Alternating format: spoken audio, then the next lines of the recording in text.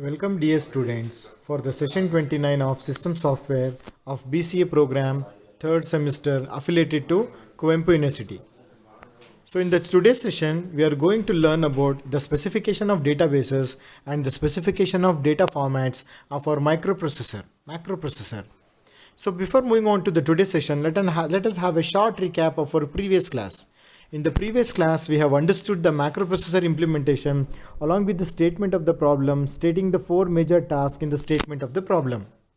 So in the today's session, learning objective is to understand the specification of databases and the specification of database formats. The session outcomes of session number 29 is the student will be able to understand specific formats of the databases and the specification related to the database formats.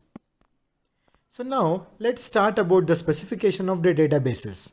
Dear students, you know that in our macroprocessor, when it comes to this execution, we have pass 1 as well as we have the pass 2. Well, understanding or learning about the pass 1 and pass 2, we have came across that we are using different types of tables and different types of database will be used.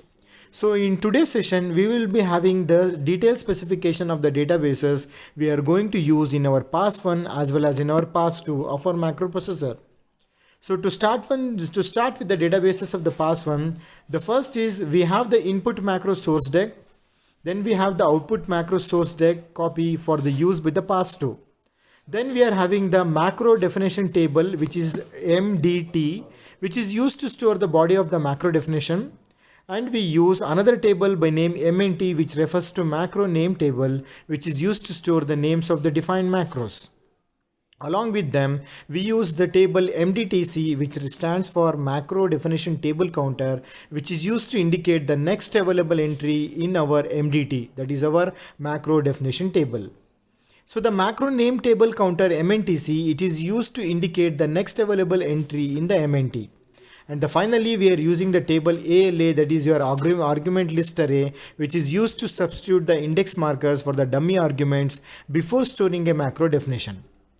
So in our pass 2, we have the copy of the input macro source deck, the output expanded source deck to be used as an input to the assembler, the macro definition table MDT, which is created in the pass 1, the macro name table MNT, which is created in the pass 1, the MDTP, that is your macro definition table pointer, which is used to indicate the next line of the text to be used during your macro expansion process. And along with that, we have your ALA, that is your argument list array, which is used to substitute the macro call arguments for the index markers in the stored macro definition. So these are the different tables which we are going to use in our pass 1 and the pass 2. Let us have a brief detailed discussion about these things. So the specification of the database format. The only databases with non-trivial formats are the MDT, MNT and the ALA. Other are of less importance. So now let's see what is this ALA is going to do. That is your argument list array. See, this ULA is used during both the pass 1 as well as the pass 2. But the functions are just the reverse. During the pass 1, the ALA stores the arguments in the macro definition with positional indicators when the definition is stored in your MDT. That is, arguments in the macro definition with positional indicators when the definition is stored in MDT. That is, the ith argument is stored in the ALA as #I. For example, if you want to store your fifth argument, you will be writing there hash symbol followed by 5. This arrangement is in according to the order of the argument in which they appear in our MDT table. Later on, in the pass 2, when there is a macro expansion, the ALA fills the arguments of the corresponding index with its appropriate argument call in the call. This will clear from the example. For example, when loop incr data1, data2, data3 is executed, the ALA fills the argument field of the corresponding index as #0, #1, #2, #3 with #0 being indicated to the loop, #1 being referring to the data1, data2 and data3 and so on. I think you got information about what is this ALA going to do. So here in this slide you have a diagram which is showing the argument list array. See, it has two parts. One is your index and it has second one is your argument. And the size of the argument in our AL is 8 bits per entry. For example, for the index 0 we are using loop. See, loop totally has 4 bytes there, that is LOOP 1 followed by 3 empty spaces, and in this example you can see that we have written BBB, and this B denotes the blank character. That means wherever you have a blank space in your entry, that is been replaced by an alphabet called as BBB. In the same way, for the index 1, data 1 is been written which occupies the 5 bytes, and the remaining 3 bytes are been filled by the BBB, and the same thing for your data 2 as well as in the data 3. So this diagram is depicting how the values will be stored in our argument list array.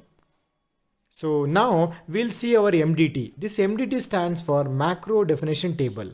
See, it is a table of text lines. It consists of two fields: index that keep tracks of line numbers of the macro definition, and the card that is 80 bytes of size and is responsible for storing the macro definition. So you have an index and you have a 80 bit size of space there. Except everything, the pseudocode macro is inserted into the MDT, and MEND, that is the end of your macro pseudocode, marks the end of your macro definition. So in this slide, you can have a clear view about how this macro definition table is been arranged. So as we discussed in the previous slide, it has an index and it has a card, and the card is of 80 bytes per entry there. In the index, you have your values like 15, 16, 17, 18, 9 and so on. And at the card, that is your 80 bits per entry, you will have the detailed information about what it is. For example, I'll take in the index 15, you have the macro by name INCR, and which is going to have 3 arguments, argument 1, 2 and 3, which are represented with the preceded by ampersand there. And at the index number 16, that is #0, you have your first EA, which is represented by 1 comma #1 until you encounter your 19, that is MEND. So this slide is telling everything about how the data will be stored in your MDT, that is your macro definition table. Followed by the next table is MNC, which stands for macro name table. See, this is similar to out of your MOT and the POT in your assembler, which you have already learnt in your unit number 1. It has got 3 fields. First one is index field. See, this index field, it keeps tracks of the various macros that are already been defined. For example, in the below diagram, you can see we have an index called as 3, which has been already defined. And the second field is the name field.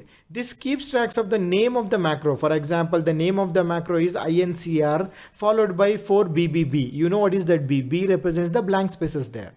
And the last one is the index field. See, it is of size 4 bytes and it will be having the index is a pointer to the entry in our MDT table.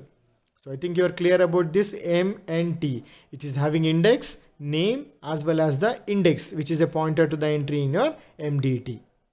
So dear students, now we learned about the different databases and their form specification. Let us have some MCQs under general then, that is the instruction format RR has a length of, you know that it is 2 bytes. In the same way, in which of the following instruction word format the instruction is 3½ words and it is SS instruction format.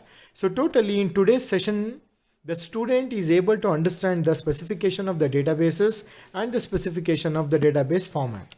So for further references, you can refer the book titled System Programming, authored by John Donovan. Thank you.